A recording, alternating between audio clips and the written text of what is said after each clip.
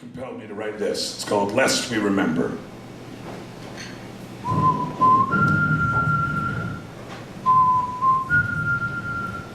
My Uncle Howard was 18 when he landed in France, 1940. He was ripped into by shrapnel and home 2 months later. His addiction to alcohol in full poppy bloom. He fought the battle with alcohol through Korea, Cyprus, and well into Vietnam before he finally won his peace. As my grandmother would say, he went over a boy and came back a fool.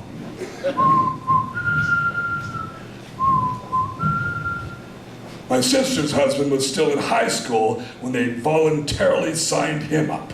Mojo rising all the way to Saigon and beyond. Court-martialed for possession of marijuana, he was sentenced to a second tour of duty in Vietnam as a radio man. A mile or two ahead of his platoon, his job to crawl through the jungle noose and call in the enemy's position. Turned out the enemy had him surrounded, defoliant seeping through his armor, friendly fire slowly burning down the foliage of his youth, his own country's bad idea, and his unhappy truth. Returning to a culture of Woodstock and Kent State, his whole platoon already dead, he thumbed to the mountains of O-Canada and carved his piece into wood washed up on the Athabasca River's stony shore.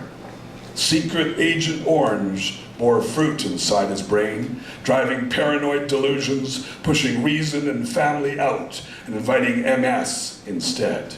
Not yet 60, alone, he joined his platoon again, somewhere, where leaves and vines are not enemies of California boys.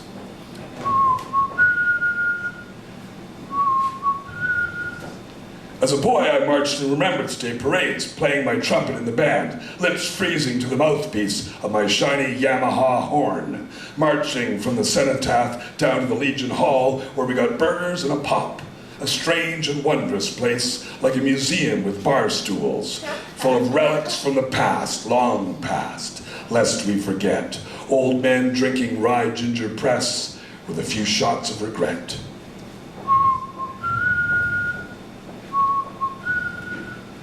I was hired in 1990 to tell jokes at the Air Force Base in Comox, BC, to pilots who were waiting to see if Iraq would withdraw peacefully. They knew in their hearts that Kuwait would soon be over. Their free training as pilots had a price after all. Skills now had them looking down the barrel of opportunity. Drinking triples and laughing hard, these guys needed nothing to remind them of tomorrow. Their mornings no longer touch and goes, but bombs away on the cities below.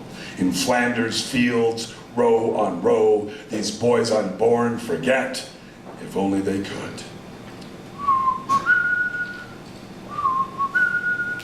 Afghani dust never washes off. No need to sport plastic flowers to remember. Shattered eardrums beat the patriotic patronage of today. Legless uniforms roll down the corridors of underfunded wards. No wreaths required to remember today's reveille. Ask not for whom the last post plays. It plays, and it plays, and it plays for thee, lest we forget. How could we, with so much more to remember each and every day?